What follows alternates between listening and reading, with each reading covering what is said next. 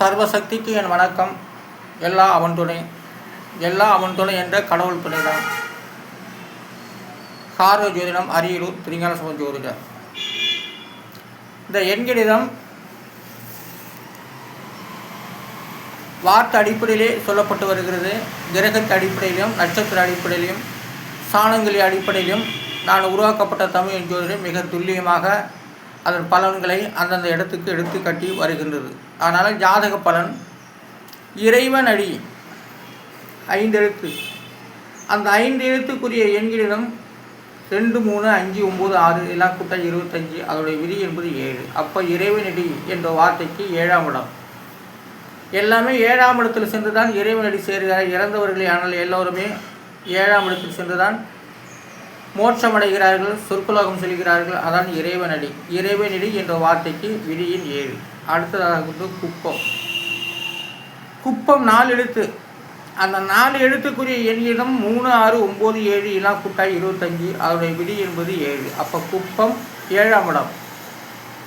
7ஆம் இடம் கேந்திரத்தில் போய் இருக்கிறது. அதனால் குப்பம் 5ஆம் இடத்திலையும் 5ஆம் அதிபதி குப்பத்தையும் சேர்த்து வைத்து கொண்டு தான் வாழ வைத்து கொண்டு வருகிறது. அதனால் குப்பம் 7ஆம் இடத்து பலன் கேந்திரம்.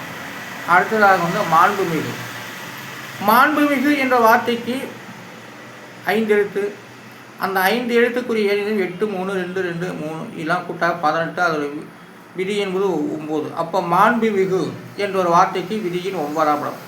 எல்லாமே 9ஆம் இடத்தில் சென்று தான் ஜெயிச்சு வெற்றி பெற்று ஒரு உயர்ந்த பதவியை உயர்ந்த பதவி அவர்களுக்கு கொடுக்கப்பட்டு வருகிறது. அதாவது மாண்புமிகு என்பது உயர்ந்த பதவி.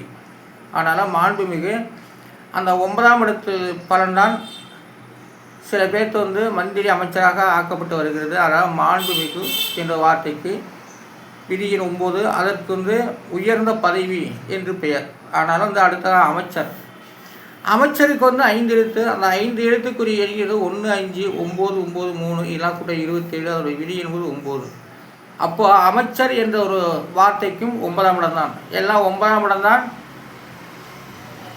மந்திரியை எம்எல்ஏங்களை அமைச்சராக்குறது எல்லாமே அதான் 9ஆம் இடம் தான். 9ஆம் இடம் பார்த்து தான் எல்லாமே செய்கிறது.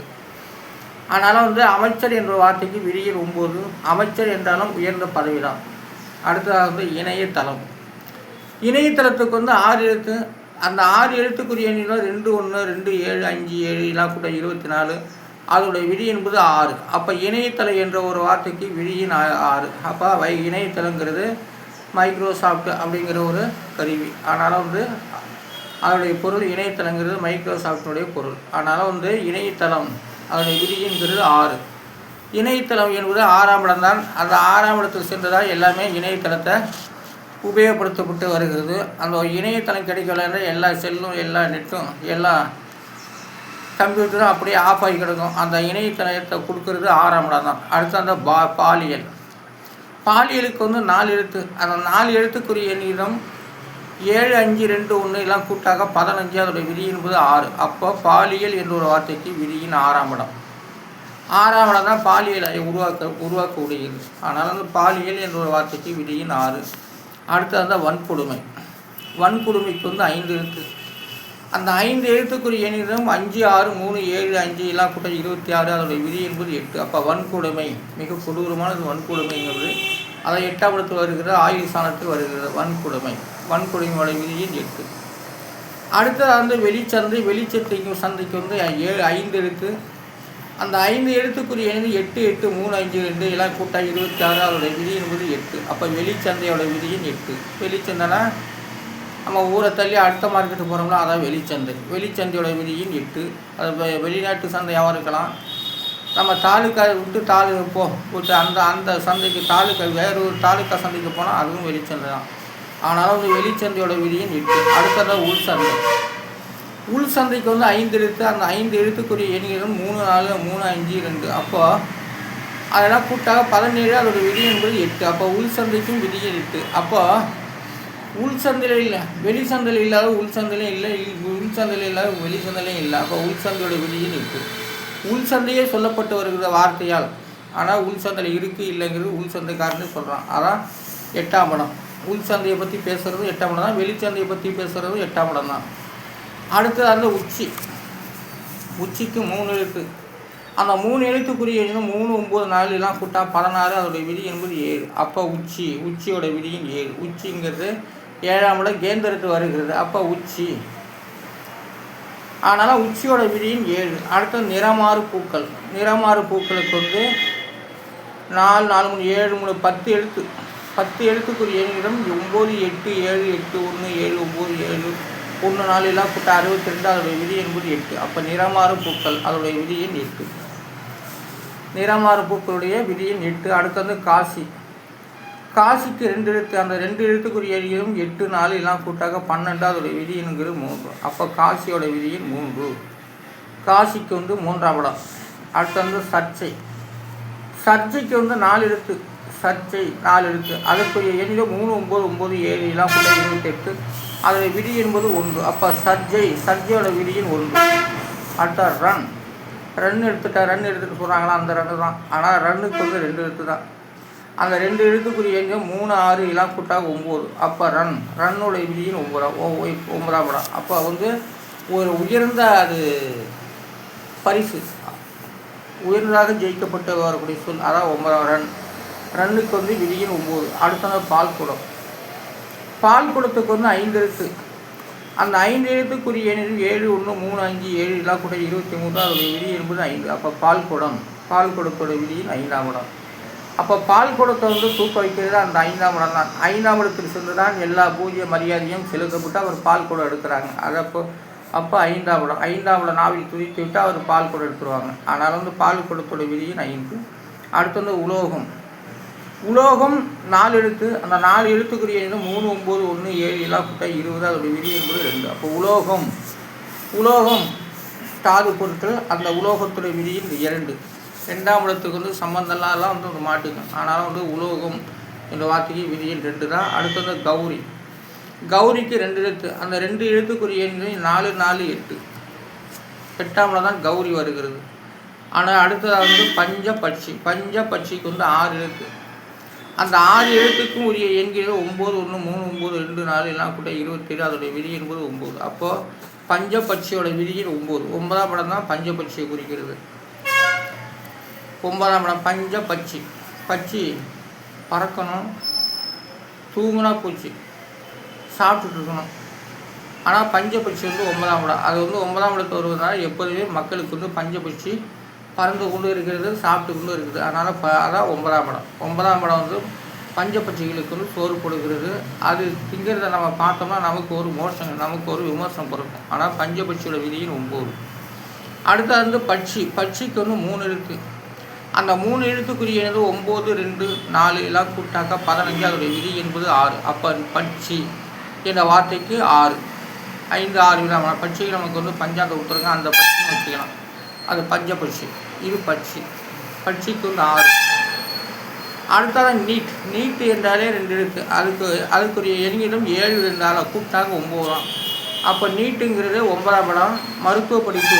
நீட்டுனா மருத்துவ படிப்பு. அந்த நீட் தேர்வில் சென்று அந்த 9ஆம் இடம் தான் ரொம்ப பேர்த்த வந்து மருத்துவர் ஆக்குறது, டாக்டர் ஆக்குறது. ஆனால் நீட்டு என்றால் மருத்துவ படிப்பு. நீட்டுக்கு வந்து 2 எழுத்து. அதோட விதியின் 9.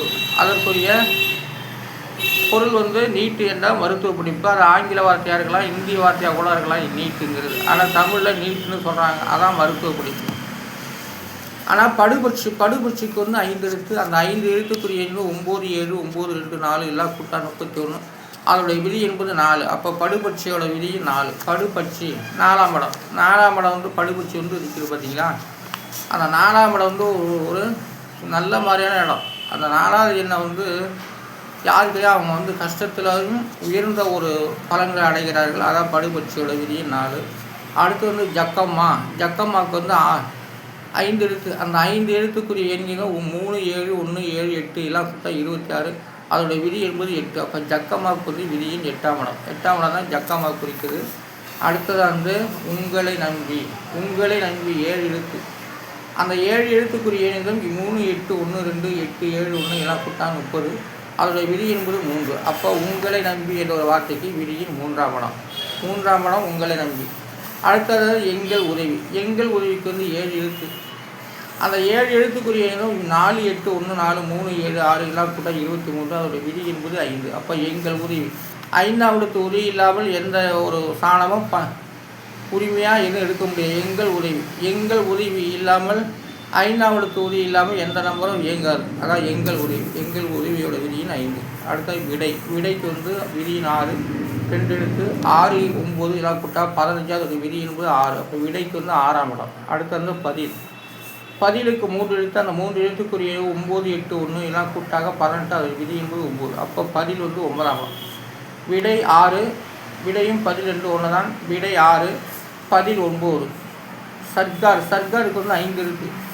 அந்த 5 எழுத்துக்குரிய எண்களும் 3, 9, 7, 8, 9 எல்லாம் கூட்டா 36. அதோடைய விதி என்பது 9. 9ஆம் இடம் தான் சர்க்கார். சர்க்கார் என்று சொல்ல குறிக்கிறது 9ஆம் இடம் தான். 9ஆம் இடம் தான் சர்க்காரை இயங்க வைக்கிறது. அடுத்தது 100. 100க்கு வந்து 2 எழுத்து. அந்த 2 எழுத்துக்குரிய எண்களும் 8, 1 எல்லாம் கூட்டா 9. அப்போ 100. 100 குறிக்கிறது 9ஆம் இடம் தான். அடுத்தது கரகாட்டம். கரகாட்டத்துக்கு வந்து விதியின் 8. அதுக்குரிய எண்களும் 1, 3, 8, 2, 5, 7 எல்லாம் கூட 26. ஒரு விதி என்பது 8. அப்போ வந்து கரகாட்டத்துக்கு வந்து விதியின் 8. அடுத்து வந்து தொல்பொருள். தொல்பொருள் அது எழுத கிடையாது, நன்றி. ஆனாலும் வந்து கரகாட்டத்துக்கு வந்து விதியின் 8.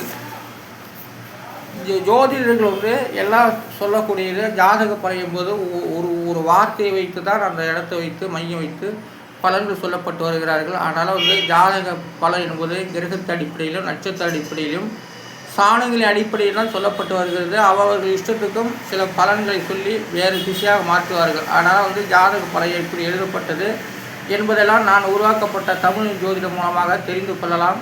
இதெல்லாம் அனைத்து சோதிடர்களுக்கும் அனைத்து தமிழ் ஆராய்ச்சிகளுக்கும் என்னுடைய தமிழ் ஜோதிடம் மிகவும் சிறப்பு வாய்ந்தது, மிகவும் வழிகாட்டக்கூடியது. ஆனாலும் வந்து இந்த தமிழ் ஜோதிடத்துக்கு அனைவரும் சப்ஸ்கிரைப் பண்ணுங்கள், லைக் கொடுங்க, கமெண்ட் பண்ணுங்கள், ஷேர் பண்ணுங்கள். நன்றி, வணக்கம். காரக ஜோதிடம் நாளை வருகின்றேன்.